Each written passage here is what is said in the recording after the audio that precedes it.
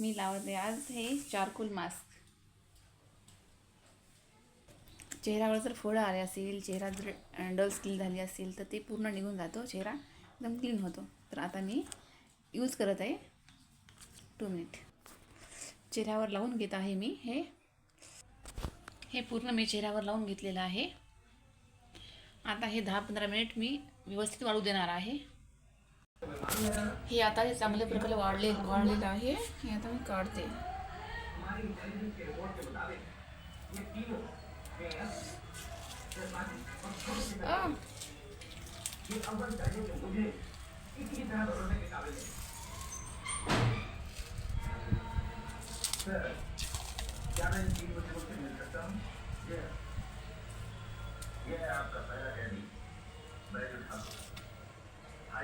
आता मी चेहरा धुवून घेतलेला आहे.